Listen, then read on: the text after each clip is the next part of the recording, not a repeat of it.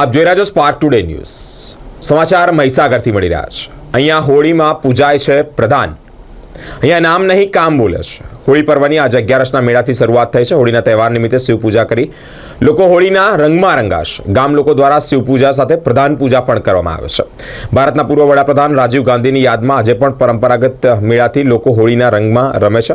કડાણા તાલુકાના સરસવા ગામે 11નો મેળો ભરાય છે। કડાણા તાલુકામાં વર્ષ 1986માં દુકાનના સમય વિસ્તારની મુલાકાત લઈ લોકોને રોજગારી પૂરી પાડનાર રાજીવ ગાંધીને અહીંયા યાદ કરવામાં આવે છે। ગુજરાત, રાજસ્થાન અને મધ્યપ્રદેશથી મોટી સંખ્યામાં આદિવાસી સમાજના મેળામાં લોકો અહીંયા ઉમટે છે।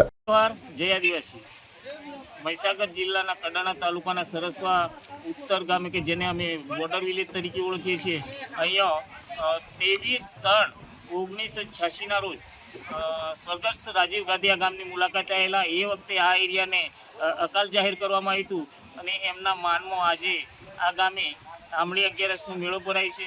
અહીંયા 3 રાજ્યોની પબ્લિક મળે છે, મધ્યપ્રદેશ, ગુજરાત અને રાજસ્થાન, અને મોટાભાગની પબ્લિક, આદિવાસી પબ્લિક અહીંયા પોતાની સંસ્કૃતિની ઝાંખી રજૂ કરે છે।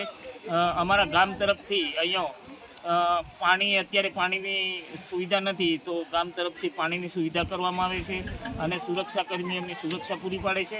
અને આજ દિવસ સુધી આ મેળાની અંદર કોઈ પણ પ્રકારનો ઇસ્યુ થયો નથી અને મોટા પાયે અહીંયા આંબળી 11નો 2 દિવસનો મેળો ભરાય છે અને ભવિષ્યમાં આ મેળાનું મોટું સ્વરૂપ થાય અને 2-3 દિવસનો પ્રશાસન દ્વારા મંજૂરી આપવામાં આવે અને આ રીતે મેળો અમારો અહીંયા અવિરત ચાલુ રહે એવી શુભેચ્છાઓ અને ગામ વતી આપ સૌને જોહાર બધાય। જય જોહાર, જય આદિવાસી। મહીસાગર જિલ્લાના કડાણા તાલુકાના સરસવા ઉત્તર ગામ છે અને આ ગામે આજ રોજ મેળો ભરાય છે।